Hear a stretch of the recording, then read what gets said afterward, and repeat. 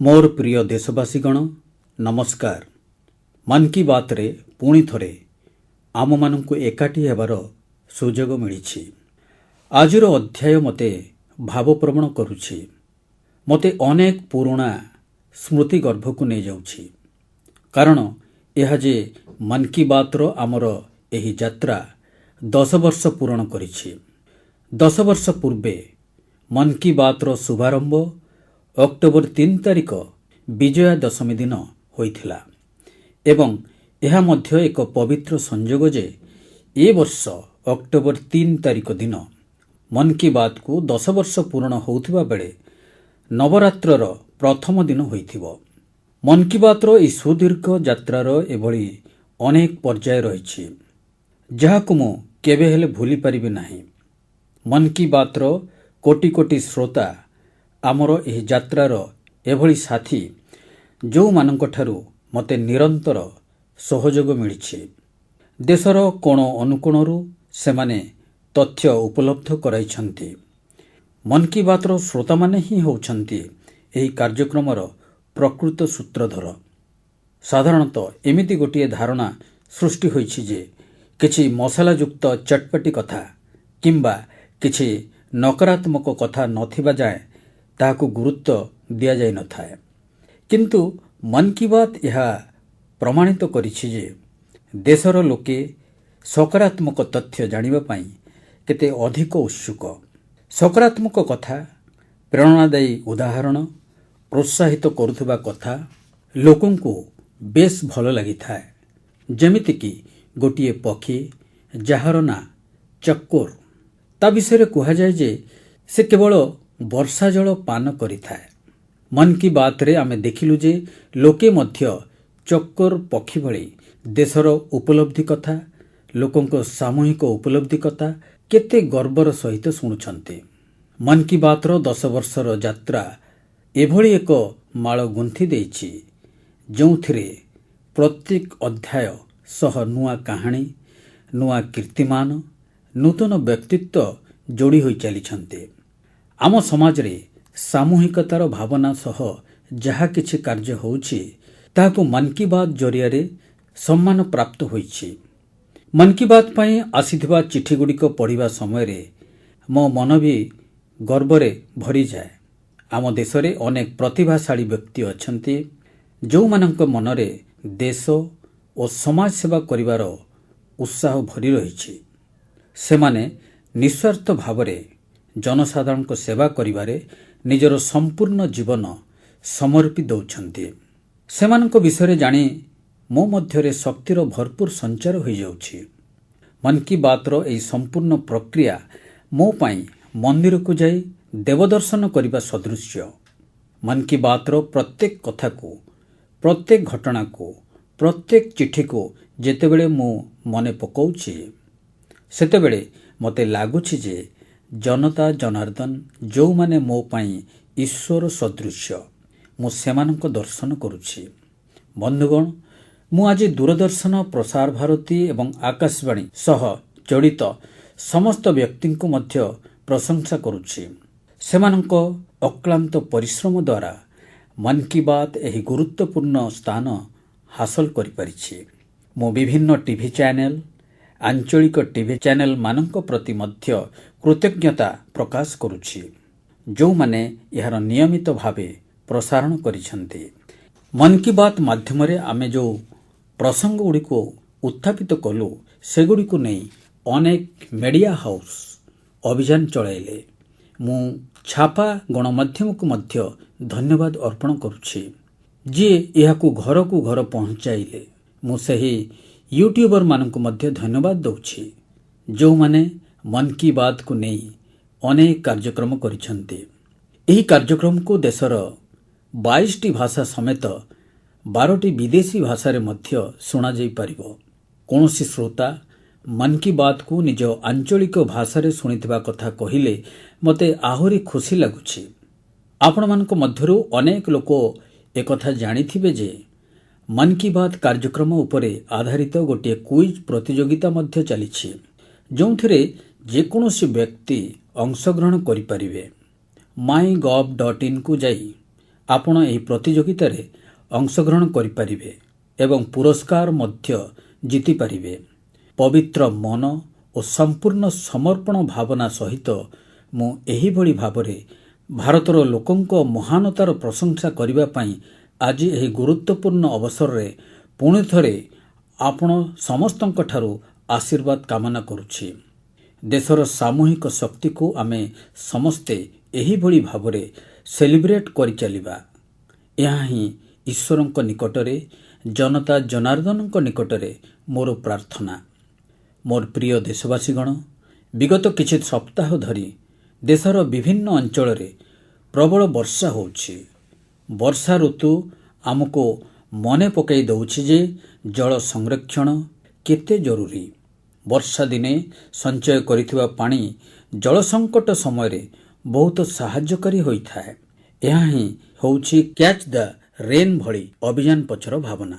ଜଳ ସଂରକ୍ଷଣକୁ ନେଇ ଅନେକ ଲୋକ ନୂଆ ନୂଆ ପ୍ରଚେଷ୍ଟା କରୁଥିବାରୁ ମୁଁ ଖୁସି ଅନୁଭବ କରୁଛି। ଏଭଳି ଗୋଟିଏ ପ୍ରଚେଷ୍ଟା ଦେଖିବାକୁ ମିଳିଛି ଉତ୍ତରପ୍ରଦେଶର ଝାନ୍ସୀଠାରେ। ଆପଣମାନେ ଜାଣିଛନ୍ତି ଯେ ଝାନ୍ସୀ ବୁନ୍ଦେଲଖଣ୍ଡର ଏକ ଅଞ୍ଚଳ ଏବଂ ଜଳାଭାବ ଏଠାକାର ଏକ ସମସ୍ୟା। ଝାନ୍ସୀରେ କିଛି ମହିଳାମାନେ ଘୁରାରେ ନଈକୁ ନୂତନ ଜୀବନ ପ୍ରଦାନ କରିଛନ୍ତି। ଏହି ମହିଳାମାନେ ସ୍ୱୟଂ ସହାୟକ ଗୋଷ୍ଠୀ ସହ ଜଡ଼ିତ। ସେମାନେ ଜଳସାଥୀ ରୂପେ ଏହି ଅଭିଯାନର ନେତୃତ୍ୱ ଗ୍ରହଣ କରିଛନ୍ତି। ଏହି ମହିଳାମାନେ ମୃତପ୍ରାୟ ହୋଇପଡ଼ିଥିବା ଘୁରାରୀ ନଦୀକୁ ଏଭଳି ପୁନର୍ଜୀବିତ କରିଛନ୍ତି ଯାହାର କେହି କେବେ କଳ୍ପନା କରିନଥିବେ। ଏହି ଜଳସାଥୀମାନେ ବସ୍ତାରେ ବାଲି ଭର୍ତ୍ତି କରି ଚେକ୍ ଡ୍ୟାମ୍ ତିଆରି କଲେ, ବର୍ଷା ଜଳକୁ ନଷ୍ଟ ହେବାରୁ ରକ୍ଷା କଲେ ଏବଂ ନଦୀକୁ ଜଳରେ ପରିପୂର୍ଣ୍ଣ କରିଦେଲେ। ଏହି ମହିଳାମାନେ ଶହ ଶହ ଜଳାଶୟ ନିର୍ମାଣ ଏବଂ ସେଗୁଡ଼ିକର ପୁନରୁଦ୍ଧାର କାର୍ଯ୍ୟରେ ଉତ୍ସାହର ସହିତ ସହଯୋଗ କଲେ। ଏହାଦ୍ୱାରା ଏହି ଅଞ୍ଚଳର ଲୋକଙ୍କ ଜଳକଷ୍ଟ ଦୂର ହେବା ସହ ସେମାନଙ୍କ ମୁହଁରେ ହସ ମଧ୍ୟ ଫେରିଆସିଛି। ବନ୍ଧୁଗଣ, କେଉଁଠି ନାରୀଶକ୍ତି ଜଳଶକ୍ତି ବୃଦ୍ଧି କରିଛି ତ କେଉଁଠି ପୁଣି ଜଳଶକ୍ତି ନାରୀଶକ୍ତିକୁ ସୁଦୃଢ଼ କରିଛି। ମଧ୍ୟପ୍ରଦେଶର ଦୁଇଟି ଅତ୍ୟନ୍ତ ପ୍ରେରଣାଦାୟୀ ପ୍ରଚେଷ୍ଟା ସମ୍ପର୍କରେ ମୋତେ ସୂଚନା ମିଳିଛି। ଏଠାକାର ଡିଣ୍ଡୋରିର ରଇପୁରା ଗାଁରେ ଗୋଟିଏ ବଡ଼ ପୋଖରୀ ନିର୍ମାଣ ହେବା ଯୋଗୁଁ ଭୂତଳ ଜଳସ୍ତର ବହୁ ମାତ୍ରାରେ ବୃଦ୍ଧି ପାଇଛି। ଏହାଦ୍ୱାରା ଏହି ଗାଁର ମହିଳାମାନେ ଲାଭାନ୍ୱିତ ହୋଇଛନ୍ତି। ଏଠାକାର ଶାରଦା ଆଜୀବିକା ସ୍ୱୟଂ ସହାୟକ ସମୂହ ସହ ଜଡ଼ିତ ମହିଳାମାନଙ୍କୁ ମତ୍ସ୍ୟ ପାଳନର ଏକ ନୂଆ ବ୍ୟବସାୟ ମଧ୍ୟ ମିଳିଯାଇଛି। ଏହି ମହିଳାମାନେ ଫିସ୍ ପାର୍ଲର ମଧ୍ୟ ଆରମ୍ଭ କରିଛନ୍ତି, ଯେଉଁଠି ହେଉଥିବା ମାଛ ବିକ୍ରୟ ଦ୍ୱାରା ସେମାନଙ୍କ ଆୟ ମଧ୍ୟ ବୃଦ୍ଧି ପାଉଛି। ମଧ୍ୟପ୍ରଦେଶର ଛତରପୁରର ମହିଳାମାନଙ୍କ ଉଦ୍ୟମ ମଧ୍ୟ ପ୍ରଶଂସନୀୟ।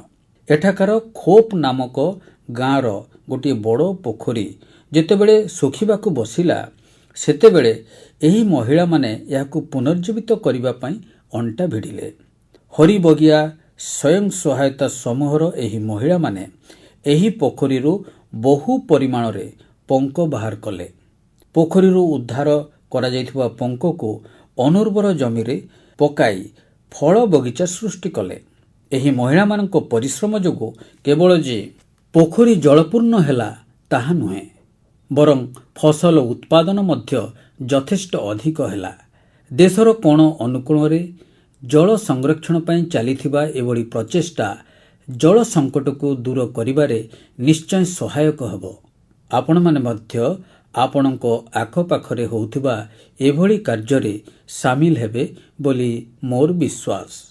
ମୋର ପ୍ରିୟ ଦେଶବାସୀଗଣ, ଉତ୍ତରାଖଣ୍ଡର ଉତ୍ତରକାଶୀରେ ଏକ ସୀମାନ୍ତବର୍ତ୍ତୀ ଗାଁ ହେଉଛି ଝାଲା, ଯେଉଁଠାରେ ଯୁବବର୍ଗ ନିଜ ଗାଁକୁ ସ୍ୱଚ୍ଛ ରଖିବା ପାଇଁ ଏକ ବିଶେଷ ଉଦ୍ୟମ ଆରମ୍ଭ କରିଛନ୍ତି। ସେମାନେ ନିଜ ଗାଁରେ ଧନ୍ୟବାଦ ପ୍ରକୃତି ବା ଥ୍ୟାଙ୍କ ୟୁ ନେଚର ଅଭିଯାନ ଚଳାଇଛନ୍ତି। ଏହା ଅଧୀନରେ ଗାଁରେ ପ୍ରତିଦିନ 2 ଘଣ୍ଟା ସଫେଇ କାର୍ଯ୍ୟ କରାଯାଉଛି। ଗାଁର ରାସ୍ତାଘାଟରେ ପଡ଼ିଥିବା ଅଳିଆକୁ ସଂଗ୍ରହ କରି ତାହାକୁ ଗାଁ ବାହାରେ ଗୋଟିଏ ନିର୍ଦ୍ଦିଷ୍ଟ ସ୍ଥାନରେ ପକାଯାଉଛି। ଏହାଦ୍ୱାରା ଝାଲା ଗାଁଟି ମଧ୍ୟ ସ୍ୱଚ୍ଛ ହେଉଛି ଏବଂ ଲୋକଙ୍କ ମଧ୍ୟରେ ସଚେତନତା ମଧ୍ୟ ବୃଦ୍ଧି ପାଉଛି। ଚିନ୍ତା କରନ୍ତୁ, ଯଦି ପ୍ରତ୍ୟେକ ଗାଁ, ସାହି ବସ୍ତି ନିଜ ଅଞ୍ଚଳରେ ଥ୍ୟାଙ୍କ ୟୁ ଅଭିଯାନ ଆରମ୍ଭ କରନ୍ତି, ତାହେଲେ କେତେ ବଡ଼ ପରିବର୍ତ୍ତନ ସମ୍ଭବ ହୋଇଯିବ। ବନ୍ଧୁଗଣ, ସ୍ୱଚ୍ଛତାକୁ ନେଇ ପୁଡୁଚେରୀ ସମୁଦ୍ର କୂଳରେ ମଧ୍ୟ ବଡ଼ ଧରଣର ଅଭିଯାନ ଚାଲିଛି। ସେଠାରେ ରମ୍ୟାଜୀ ନାମକ ମହିଳା ମାହେ ମ୍ୟୁନିସିପାଲିଟି ଓ ତାର ଆଖପାଖ ଅଞ୍ଚଳର ଯୁବକ ଯୁବତୀଙ୍କ ଏକ ଦଳର ନେତୃତ୍ୱ ନେଉଛନ୍ତି। ଏହି ଦଳର ଲୋକେ ନିଜ ପ୍ରଚେଷ୍ଟାରେ ମାହେ ଅଞ୍ଚଳ ଓ ବିଶେଷ କରି ସେଠାକାର ବେଳାଭୂମିଗୁଡ଼ିକୁ ସମ୍ପୂର୍ଣ୍ଣ ରୂପେ ପରିଷ୍କାର ପରିଚ୍ଛନ୍ନ କରୁଛନ୍ତି। ବନ୍ଧୁଗଣ, ମୁଁ ଏଠାରେ କେବଳ 2ଟି ପ୍ରୟାସ ବିଷୟରେ ଆଲୋଚନା କରିଛି, କିନ୍ତୁ ଆମ ଆଖପାଖକୁ ଯଦି ଦେଖିବା, ତେବେ ଦେଶର ସବୁ ଅଞ୍ଚଳରେ ସ୍ୱଚ୍ଛତାକୁ ନେଇ କିଛି ନା କିଛି ନିଆରା ପ୍ରୟାସ ନିଶ୍ଚିତ ଭାବେ ଜାରି ରହିଛି। କିଛିଦିନ ପରେ ଆସୁଥିବା 2 ଅକ୍ଟୋବରରେ ସ୍ୱଚ୍ଛ ଭାରତ ମିଶନର 10 ବର୍ଷ ପୂରଣ ହେଉଛି। ଏହି ଅବସରରେ ସେହି ଲୋକମାନେ ଅଭିନନ୍ଦନୀୟ ଯେଉଁମାନେ ଏହାକୁ ଭାରତୀୟ ଇତିହାସର ଏତେ ବଡ଼ ଜନ ଆନ୍ଦୋଳନରେ ପରିଣତ କରିଦେଇଛନ୍ତି। ଏହା ମହାତ୍ମା ଗାନ୍ଧୀଜୀଙ୍କ ପ୍ରତି ମଧ୍ୟ ପ୍ରକୃତ ଶ୍ରଦ୍ଧାଞ୍ଜଳି, ଯିଏ ଆଜୀବନ ଏହି ଉଦ୍ଦେଶ୍ୟରେ ନିଜକୁ ସମର୍ପିତ କରିଥିଲେ। ବନ୍ଧୁଗଣ, ଆଜି ଏହି ସ୍ୱଚ୍ଛ ଭାରତ ମିଶନର ସଫଳତା ଯୋଗୁଁ ହିଁ ୱେଷ୍ଟ ଟୁ ୱେଲ୍ଥର ମନ୍ତ୍ର ଲୋକପ୍ରିୟ ହେଉଛି। ଲୋକେ ରିଡ୍ୟୁସ୍, ରିୟୁଜ୍ ଓ ରିସାଇକେଲ ଉପରେ ଆଲୋଚନା କରୁଛନ୍ତି। ଏହାର ଉଦାହରଣ ଦେଉଛନ୍ତି ଏବେ କେରଳର କୋଝିକୋଡରେ ଏଭଳି ଏକ ସୁନ୍ଦର ପ୍ରୟାସ ସମ୍ପର୍କରେ ମୋତେ ଜାଣିବାକୁ ମିଳିଛି। ସେଠାରେ 74 ବର୍ଷୀୟ ସୁବ୍ରମଣ୍ୟମଜୀ 23,000ରୁ ଅଧିକ ଚୌକିର ମରାମତି କରି ସେଗୁଡ଼ିକୁ ପୁନର୍ବାର କାର୍ଯ୍ୟକ୍ଷମ କରିପାରିଛନ୍ତି। ଲୋକେ ତାଙ୍କୁ ରିଡ୍ୟୁସ୍, ରିୟୁଜ୍ ଓ ରିସାଇକେଲ ଅର୍ଥାତ୍ RRR ଚାମ୍ପିୟନ ମଧ୍ୟ କହନ୍ତି। ତାଙ୍କର ଏହି ନିଆରା ପ୍ରୟାସକୁ କୋଝିକୋଡ ସିଭିଲ ଷ୍ଟେସନ, PWD ଓ LIC କାର୍ଯ୍ୟାଳୟରେ ଆମେ ଦେଖିପାରିବା। ବନ୍ଧୁଗଣ, ସ୍ୱଚ୍ଛତାକୁ ନେଇ ଜାରି ଅଭିଯାନ ସହିତ ଆମକୁ ଅଧିକରୁ ଅଧିକ ଲୋକଙ୍କୁ ଯୋଡ଼ିବାକୁ ପଡ଼ିବ ଓ ଏହା ଏଭଳି ଏକ ଅଭିଯାନ ଯାହା କୌଣସି ଦିନକର ନୁହେଁ କି ବର୍ଷକର ନୁହେଁ। ଏହା ଯୁଗ ଯୁଗ ଧରି ନିରନ୍ତର କରିବା ଭଳି କାର୍ଯ୍ୟ। ଏହି ସ୍ୱଚ୍ଛତା ଯେ ପର୍ଯ୍ୟନ୍ତ ଆମର ସ୍ୱଭାବରେ ପରିଣତ ନ ହୋଇଛି, ସେ ପର୍ଯ୍ୟନ୍ତ ଚାଲୁ ରଖିବା ଭଳି କାମ। ମୋର ଆପଣମାନଙ୍କୁ ସଭିଙ୍କୁ ଅନୁରୋଧ ଯେ ଆପଣ ମଧ୍ୟ ନିଜର ପରିବାର, ବନ୍ଧୁବାନ୍ଧବ, ପଡ଼ୋଶୀ ବା ସହକର୍ମୀଙ୍କ ସହ ମିଶି ସ୍ୱଚ୍ଛତା ଅଭିଯାନରେ ଭାଗିଦାର ହୁଅନ୍ତୁ। ମୁଁ ପୁଣି ଥରେ ସ୍ୱଚ୍ଛ ଭାରତ ମିଶନର ସଫଳତା ପାଇଁ ଆପଣ ସମସ୍ତଙ୍କୁ ଅଭିନନ୍ଦନ ଜଣାଉଛି। ମୋର ପ୍ରିୟ ଦେଶବାସୀଗଣ, ଆମେ ସମସ୍ତେ ନିଜର ଐତିହ୍ୟ ପାଇଁ ଗର୍ବ କରୁ। ଆଉ ମୁଁ ସବୁବେଳେ କହେ, ବିକାଶ ବି ବିରାସତ ବି। ଏହି କାରଣରୁ ନିକଟରେ ମୋର ଆମେରିକା ଗସ୍ତର ଏକ ସ୍ୱତନ୍ତ୍ର ବିଷୟକୁ ନେଇ ମୋ ନିକଟକୁ ବହୁତ ବାର୍ତ୍ତା ଆସୁଛି। ଆମର ପ୍ରାଚୀନ କଳାକୃତିକୁ ଫେରାଇ ଆଣିବାକୁ ନେଇ ପୁଣି ଥରେ ବହୁତ ଚର୍ଚ୍ଚା ହେଉଛି। ମୁଁ ଏହାକୁ ନେଇ ଆପଣମାନଙ୍କ ଭାବାବେଗକୁ ବୁଝିପାରୁଛି ଓ ମନ୍ କି ବାତ୍ର ଶ୍ରୋତାଙ୍କୁ ମଧ୍ୟ ଏ ସମ୍ପର୍କରେ ଜଣାଇବାକୁ ଚାହୁଁଛି। ବନ୍ଧୁଗଣ, ମୋର ଆମେରିକା ଗସ୍ତ ସମୟରେ ଆମେରିକୀୟ ସରକାର ଭାରତକୁ ପ୍ରାୟ 300 ପ୍ରାଚୀନ କଳାକୃତି ଫେରାଇ ଦେଇଛନ୍ତି। ଆମେରିକାର ରାଷ୍ଟ୍ରପତି ବାଇଡେନ୍ ଆତ୍ମୀୟତା ଦେଖାଇ ଡେଲାୱେରର ନିଜ ଘରେ ସେଥିରୁ କେତେକ କଳାକୃତିକୁ ମୋତେ ଦେଖାଇଥିଲେ। ଫେରାଇଥିବା କଳାକୃତି ଟେରାକୋଟା, ପଥର, ହାତୀଦାନ୍ତ, କାଠ, ତମ୍ବା ଓ କଂସା ଇତ୍ୟାଦିରେ ନିର୍ମିତ। ଏଥିରୁ କେତେକ ତ 4000 ବର୍ଷ ପୁରୁଣା।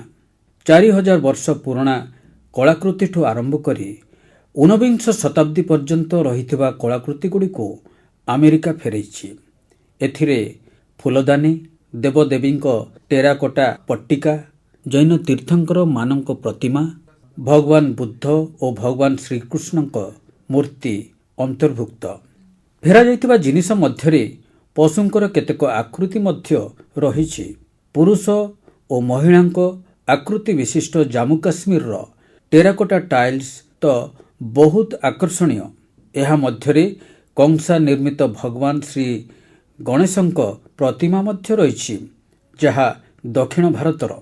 ଫେରାଯାଇଥିବା ଜିନିଷ ମଧ୍ୟରେ ଅଧିକ ସଂଖ୍ୟାରେ ଭଗବାନ ବିଷ୍ଣୁଙ୍କ ଛବି ମଧ୍ୟ ରହିଛି। ଏହା ମୁଖ୍ୟତଃ ଉତ୍ତର ଓ ଦକ୍ଷିଣ ଭାରତ ସହ ସମ୍ପୃକ୍ତ। ଏହି କଳାକୃତିକୁ ଦେଖି ଜଣାପଡ଼େ ଯେ ଆମର ପୂର୍ବଜ ସୂକ୍ଷ୍ମ କାରୁକାର୍ଯ୍ୟକୁ କେତେ ଧ୍ୟାନ ଦେଉଥିଲେ। କଳାକୁ ନେଇ ସେମାନଙ୍କ ମଧ୍ୟରେ ନିପୁଣତା ବେଶ୍ ଚମତ୍କାର ଥିଲା। ଏହା ମଧ୍ୟରୁ ବହୁ କଳାକୃତି ଚୋରାଚାଲାଣ ଓ ଅନ୍ୟ ଅବୈଧ ଉପାୟରେ ଦେଶ ବାହାରକୁ ନିଆଯାଇଥିଲା। ଏହା ଏକ ଗୁରୁତର ଅପରାଧ। ଏକ ପ୍ରକାର ଏହା ନିଜର ଐତିହ୍ୟକୁ ଶେଷ କରିଦେବା ଭଳି। କିନ୍ତୁ ଏ କଥାରେ ମୁଁ ଖୁସି ଯେ ଗତ ଏକ ଦଶନ୍ଧି ମଧ୍ୟରେ ଏଭଳି ଅନେକ କଳାକୃତି ଏବଂ ଆମର ବହୁତ ପ୍ରାଚୀନ ଐତିହ୍ୟକୁ ସ୍ୱଦେଶକୁ ଫେରାଇ ଅଣାଯାଇଛି। ଏ ଦିଗରେ ବର୍ତ୍ତମାନ ଭାରତ ବହୁ ଦେଶ ସହିତ ମିଶି କାମ କରୁଛି। ମୋର ବିଶ୍ୱାସ ଯେ ଯେତେବେଳେ ଆମେ ନିଜର ଐତିହ୍ୟକୁ ନେଇ ଗର୍ବ କରୁ, ଦୁନିଆ ମଧ୍ୟ ତାକୁ ସମ୍ମାନ ଦେଇଥାଏ ଏବଂ ତାର ଫଳଶ୍ରୁତି ହେଉଛି ଆଜି ବିଶ୍ୱର ଅନେକ ଦେଶ ଏଠାରୁ ନିଆଯାଇଥିବା ଏପରି କଳାକୃତି ଗୁଡ଼ିକୁ ଆମକୁ ଫେରାଇ ଦେଉଛନ୍ତି। ମୋର ପ୍ରିୟ ବନ୍ଧୁଗଣ, ମୁଁ ଯଦି ପଚାରିବି କୌଣସି ଶିଶୁ କେଉଁ ଭାଷାରେ ସବୁଠୁ ସହଜରେ ଓ ଶୀଘ୍ର ଶିଖିପାରିବ, ତେବେ ଆପଣଙ୍କ ଉତ୍ତର ହେବ ମାତୃଭାଷା। ଆମ ଦେଶରେ ପ୍ରାୟ 20,000 ଭାଷା ଏବଂ ଉପଭାଷା ରହିଛି। ଏସବୁ କାହାର ନା କାହାର ମାତୃଭାଷା। ଏପରି କେତେକ ଭାଷା ଅଛି ଯାହାର ବ୍ୟବହାରକାରୀଙ୍କ ସଂଖ୍ୟା ବହୁତ କମ୍। କିନ୍ତୁ ଆପଣ ଜାଣି ଖୁସି ହେବେ ଯେ ସେହି ଭାଷାଗୁଡ଼ିକର ସୁରକ୍ଷା ପାଇଁ ବର୍ତ୍ତମାନ ନିଆରା ପ୍ରୟାସ କରାଯାଉଛି। ଏପରି ଏକ ଭାଷା ହେଉଛି ଆମର ସାନ୍ତାଳୀ ଭାଷା। ସାନ୍ତାଳୀକୁ ଡିଜିଟାଲ ନବସୃଜନ ସାହାଯ୍ୟରେ ନୂଆ ପରିଚୟ ଦେବାର ଅଭିଯାନ ଆରମ୍ଭ କରାଯାଇଛି। ଆମ ଦେଶର ଅନେକ ରାଜ୍ୟରେ ରହୁଥିବା ସାନ୍ତାଳ ଜନଜାତି ସମ୍ପ୍ରଦାୟର ଲୋକେ ସାନ୍ତାଳୀ ଭାଷା କହନ୍ତି। ଭାରତ ବ୍ୟତୀତ ବାଂଲାଦେଶ, ନେପାଳ ଓ ଭୁଟାନରେ ମଧ୍ୟ ସାନ୍ତାଳୀ ଭାଷା କହୁଥିବା ଆଦିବାସୀ ସମ୍ପ୍ରଦାୟ ଅଛନ୍ତି। ସାନ୍ତାଳୀ ଭାଷାର ଅନଲାଇନ ପରିଚିତି ପ୍ରସ୍ତୁତ କରିବା ପାଇଁ ଓଡ଼ିଶାର ମୟୂରଭଞ୍ଜରେ ରହୁଥିବା ଶ୍ରୀମାନ ରାମଜିତ ଟୁଡୁ ଏକ ଅଭିଯାନ ଚଳାଇଛନ୍ତି। ରାମଜିତ ଜୀ ଏପରି ଏକ ଡିଜିଟାଲ ପ୍ଲାଟଫର୍ମ ତିଆରି କରିଛନ୍ତି ଯେଉଁଥିରେ ସାନ୍ତାଳୀ ଭାଷାର ସାହିତ୍ୟକୁ ପଢ଼ିହେବ ଏବଂ ସାନ୍ତାଳୀ ଭାଷାରେ ଲେଖାଯାଇପାରିବ। ପ୍ରକୃତରେ କିଛି ବର୍ଷ ତଳେ ଯେତେବେଳେ ରାମଜିତ ଜୀ ମୋବାଇଲ ଫୋନ ବ୍ୟବହାର ଆରମ୍ଭ କଲେ, ସେ ଏଥିରେ ଦୁଃଖିତ ହେଲେ ଯେ ନିଜ ମାତୃଭାଷାରେ ସେ ବାର୍ତ୍ତା ପଠାଇ ପାରୁନାହାନ୍ତି। ଏହାପରେ ସେ ସାନ୍ତାଳୀ ଭାଷାର ଲିପି ଅଲଚିକିକୁ ଟାଇପ୍ କରିବାର ସମ୍ଭାବନା ଗୁଡ଼ିକୁ ଖୋଜିବାକୁ ଲାଗିଲେ। ନିଜର କିଛି ବନ୍ଧୁଙ୍କ ସହାୟତାରେ ସେ ଅଲଚିକିରେ ଟାଇପ୍ କରିବାର ପ୍ରଯୁକ୍ତି ବିକଶିତ କରିପାରିଲେ।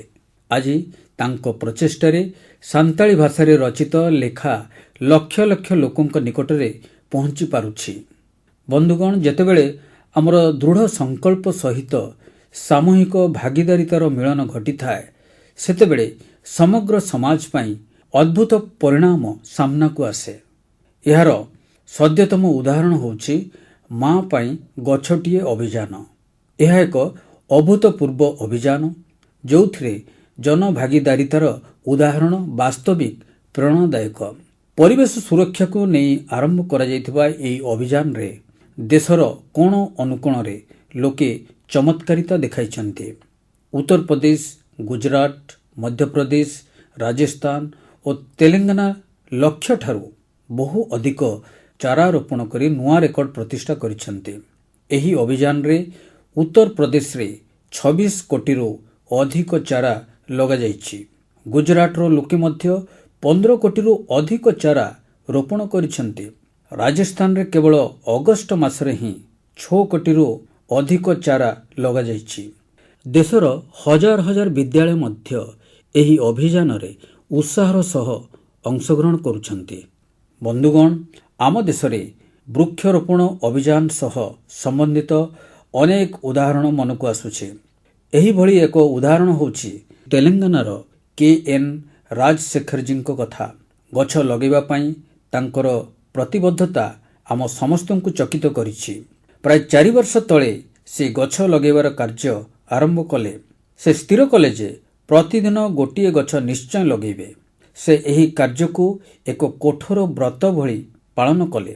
ସେ ଏଯାଏଁ 1,500ରୁ ଅଧିକ ଗଛ ଲଗାଇ ସାରିଛନ୍ତି। ସବୁଠୁ ବଡ଼ କଥା ହେଲା ଏ ବର୍ଷ ଗୋଟିଏ ଦୁର୍ଘଟଣାର ଶିକାର ହୋଇ ମଧ୍ୟ ସେ ନିଜର ସଂକଳ୍ପରୁ ହଟି ନାହାନ୍ତି। ମୁଁ ଏହିଭଳି ସମସ୍ତ ପ୍ରୟାସକୁ ହୃଦୟରୁ ପ୍ରଶଂସା କରୁଛି। ଆପଣମାନଙ୍କୁ ମଧ୍ୟ ମୁଁ ଅନୁରୋଧ କରୁଛି କି ଏକ ପେଡ୍ ମା କେ ନାମ ଭଳି ଏହି ପବିତ୍ର ଅଭିଯାନରେ ଆପଣ ନିଶ୍ଚିତ ଭାବେ ଯୋଗ ଦିଅନ୍ତୁ। ମୋର ପ୍ରିୟ ସାଥୀଗଣ, ଆପଣମାନେ ଦେଖିଥିବେ ଆମ ଆଖପାଖର କିଛି ଏପରି ଲୋକ ଅଛନ୍ତି ଯେଉଁମାନେ ବିପଦ ବେଳେ ଧୈର୍ଯ୍ୟହରା ହୁଅନ୍ତି ନାହିଁ, ବରଂ ସେଥିରୁ କିଛି ଶିକ୍ଷା ପାଇଥାନ୍ତି। ଏଭଳି ଜଣେ ମହିଳା ହେଉଛନ୍ତି ସୁଭାଶ୍ରୀ, ଯିଏକି ନିଜ ଚେଷ୍ଟାରେ ଅନେକ ପ୍ରକାରର ଦୁର୍ଲଭ ଏବଂ ଉପଯୋଗୀ ଜଡ଼ିବୁଟିର ଗୋଟିଏ ଅଦ୍ଭୁତ ବଗିଚା ତିଆରି କରିଛନ୍ତି। ସେ ତାମିଲନାଡୁର ମଦୁରାଇରେ ରହନ୍ତି। ଏମିତିରେ ତ ସେ ଜଣେ ଶିକ୍ଷୟିତ୍ରୀ, କିନ୍ତୁ ଔଷଧୀୟ ବୃକ୍ଷ ତଥା ମେଡିକାଲ ହର୍ବସ୍ ପ୍ରତି ତାଙ୍କର ଗଭୀର ଆକର୍ଷଣ ରହିଛି। ତାଙ୍କର ଏହି ଆକର୍ଷଣ ସେତେବେଳେ ସୃଷ୍ଟି ହୋଇଥିଲା ଯେବେ 80 ଦଶକରେ ତାଙ୍କ ପିତାଙ୍କୁ ଏକ ବିଷାକ୍ତ ସାପ କାମୁଡ଼ି ଦେଇଥିଲା। ସେତେବେଳେ ପାରମ୍ପରିକ ଜଡ଼ିବୁଟି ତାଙ୍କ ପିତାଙ୍କ ଶରୀର ଆରୋଗ୍ୟ କରିବାରେ ବହୁତ ସାହାଯ୍ୟ କରିଥିଲା। ଏହି ଘଟଣା ପରେ ସେ ପାରମ୍ପରିକ ଔଷଧି ତଥା ଜଡ଼ିବୁଟି ସମ୍ପର୍କରେ ଅନୁସନ୍ଧାନ ଆରମ୍ଭ କଲେ। ଆଜି ମଦୁରାଇର ବେରିଚୁଏର ଗ୍ରାମରେ ତାଙ୍କର ଅନୁପମ ହର୍ବାଲ ଗାର୍ଡେନ ଅଛି। ଏହି ବଗିଚାରେ ପ୍ରାୟ 500ରୁ ଅଧିକ ଦୁର୍ଲଭ ଔଷଧୀୟ ବୃକ୍ଷ ରହିଛି। ନିଜର ଏହି ବଗିଚାଟିକୁ ତିଆରି କରିବାରେ ସେ କଠିନ ପରିଶ୍ରମ କରିଛନ୍ତି। ଗୋଟିଏ ଗୋଟିଏ ଚାରା ଖୋଜିବାରେ ସେ ବହୁ ଦୂର ଯାତ୍ରା କରିଛନ୍ତି, ସୂଚନା ସଂଗ୍ରହ କରିଛନ୍ତି ଏବଂ ଅନେକ ଥର ଅନ୍ୟ ଲୋକମାନଙ୍କର ସାହାଯ୍ୟ ମଧ୍ୟ ନେଇଛନ୍ତି। କୋଭିଡ ସମୟରେ ସେ ରୋଗ ପ୍ରତିରୋଧକ ଶକ୍ତି ବଢ଼ାଇବା ପାଇଁ ଜଡ଼ିବୁଟି ଲୋକମାନଙ୍କୁ ଯୋଗାଇଥିଲେ। ଆଜି ତାଙ୍କର ହର୍ବାଲ ଗାର୍ଡେନ ଦେଖିବା ପାଇଁ ଦୂର ଦୂରାନ୍ତରୁ ଲୋକ ଆସୁଛନ୍ତି। ସେ ସମସ୍ତଙ୍କୁ ଔଷଧୀୟ ବୃକ୍ଷଗୁଡ଼ିକ ବିଷୟରେ ସୂଚନା ଦେବା ସଙ୍ଗେ ସଙ୍ଗେ ତାର ଉପଯୋଗ ବିଷୟରେ ମଧ୍ୟ ବତେଇ ଦିଅନ୍ତି। ସୁଭାଶ୍ରୀ ଆମର ସେହି ପାରମ୍ପରିକ ଧରୋହରକୁ ଆଗକୁ ବଢ଼ାଉଛନ୍ତି, ଯାହା ଶହ ଶହ ବର୍ଷ ଧରି ଆମ ସଂସ୍କୃତିର ଅଙ୍ଗ ହୋଇ ରହିଆସିଛି। ତାଙ୍କର ହର୍ବାଲ ଗାର୍ଡେନ ଆମର ଅତୀତକୁ ଭବିଷ୍ୟତ ସହିତ ଯୋଡ଼ିବାର କାମ କରୁଛି। ତାଙ୍କୁ ମୋର ବହୁତ ବହୁତ ଶୁଭକାମନା। ବନ୍ଧୁଗଣ, ସମୟର ପରିବର୍ତ୍ତନ ସହିତ ଆମ କାମର ପ୍ରକୃତି ମଧ୍ୟ ବଦଳି ଯାଉଛି ଏବଂ ନୂଆ ନୂଆ ସେକ୍ଟର ମୁଣ୍ଡ ଟେକୁଛନ୍ତି, ଯେମିତିକି gaming, animation, reel making, film making କିମ୍ବା ପୋଷ୍ଟର ମେକିଂ। ଯଦି ଏଗୁଡ଼ିକ ମଧ୍ୟରୁ କୌଣସି ଏକ କୌଶଳରେ ଆପଣ ଭଲ ପ୍ରଦର୍ଶନ କରିପାରନ୍ତି, ତେବେ ଆପଣଙ୍କ ଟ୍ୟାଲେଣ୍ଟକୁ ବହୁତ ବଡ଼ ମଞ୍ଚ ମିଳିପାରେ। ଯଦି ଆପଣ କୌଣସି ଏକ ବ୍ୟାଣ୍ଡ ସହିତ ଜଡ଼ିତ ବା କମ୍ୟୁନିଟି ରେଡିଓ ପାଇଁ କାମ କରୁଛନ୍ତି, ତେବେ ଆପଣଙ୍କ ପାଇଁ ବହୁତ ବଡ଼ ସୁଯୋଗ ରହିଛି। ଆପଣ ଆପଣଙ୍କ ଟ୍ୟାଲେଣ୍ଟ ଏବଂ କ୍ରିଏଟିଭିଟିକୁ ବଢ଼ାଇବା ପାଇଁ ଭାରତ ସରକାରଙ୍କ ସୂଚନା ଏବଂ ପ୍ରସାରଣ ମନ୍ତ୍ରଣାଳୟ କ୍ରିଏଟ୍ ଇନ୍ ଇଣ୍ଡିଆ ଥିମ୍ ନାମରେ 25 ଗୋଟି ଚ୍ୟାଲେଞ୍ଜ ଆରମ୍ଭ କରିଛନ୍ତି। ଏହି ଚ୍ୟାଲେଞ୍ଜଗୁଡ଼ିକ ଆପଣମାନଙ୍କୁ ନିଶ୍ଚୟ ମନଛୁଆଁ ଲାଗିବ। କିଛି ଚ୍ୟାଲେଞ୍ଜ ତ ଶିକ୍ଷା, ସଙ୍ଗୀତ ଏବଂ ଏପରିକି ଆଣ୍ଟି ପାଇରେସି ଉପରେ ମଧ୍ୟ ଫୋକସ୍ କରାଯାଇଛି। ଏହି ଆୟୋଜନରେ ଅନେକ ଗୁଡ଼ିଏ ବୃତ୍ତିଗତ ଅନୁଷ୍ଠାନ ମଧ୍ୟ ଯୋଗ ଦେଇଛନ୍ତି, ଯେଉଁମାନେ କି ଏହି ଚ୍ୟାଲେଞ୍ଜଗୁଡ଼ିକୁ ପୁରା ସହଯୋଗ ଦେଉଛନ୍ତି। ଏଥିରେ ଯୋଗ ଦେବା ପାଇଁ ଆପଣ websindia.orgରେ ମଧ୍ୟ ଲଗ୍ଇନ୍ କରିପାରିବେ। ସାରା ଦେଶର କ୍ରିଏଟରମାନଙ୍କୁ ମୋର ବିଶେଷ ଅନୁରୋଧ ଯେ ସେମାନେ ଏଥିରେ ଯୋଗ ଦିଅନ୍ତୁ ଏବଂ ନିଜର କ୍ରିଏଟିଭିଟିକୁ ଉଜାଗର କରନ୍ତୁ। ମୋର ପ୍ରିୟ ଦେଶବାସୀଗଣ, ଏହି ମାସରେ ଗୋଟିଏ ମହତ୍ୱପୂର୍ଣ୍ଣ ଅଭିଯାନର 10 ବର୍ଷ ପୂରଣ ହେଉଛି। ଏହି ଅଭିଯାନର ସଫଳତାରେ ଦେଶର ବଡ଼ ବଡ଼ ଶିଳ୍ପଠାରୁ ଆରମ୍ଭ କରି ଛୋଟ ଛୋଟ ଦୋକାନୀମାନଙ୍କର ମଧ୍ୟ ଅବଦାନ ରହିଛି। ମୁଁ ମେକ୍ ଇନ୍ ଇଣ୍ଡିଆ କଥା ହିଁ କହୁଛି। ଆଜି ମୋତେ ଏହା ଦେଖି ବହୁତ ଖୁସି ମିଳୁଛି ଯେ ଗରିବ, ମଧ୍ୟମ ବର୍ଗ ଏବଂ MSMEକୁ ମଧ୍ୟ ଏହି ଅଭିଯାନରେ ବହୁତ ଲାଭ ମିଳୁଛି। ଏହି ଅଭିଯାନ ପ୍ରତ୍ୟେକ ବର୍ଗର ଲୋକଙ୍କୁ ନିଜର ଟ୍ୟାଲେଣ୍ଟ ପ୍ରଦର୍ଶନ କରିବାର ସୁଯୋଗ ଦେଇଛି। ଆଜି ଭାରତ ମ୍ୟାନୁଫ୍ୟାକ୍ଚରିଂ ପାୱାର ହାଉସ୍ ହୋଇପାରିଛି ଏବଂ ଦେଶର ଯୁବଶକ୍ତି ପାଇଁ ସାରା ଦୁନିଆର ଦୃଷ୍ଟି ଆଜି ଆମ ପ୍ରତି ଆକର୍ଷିତ।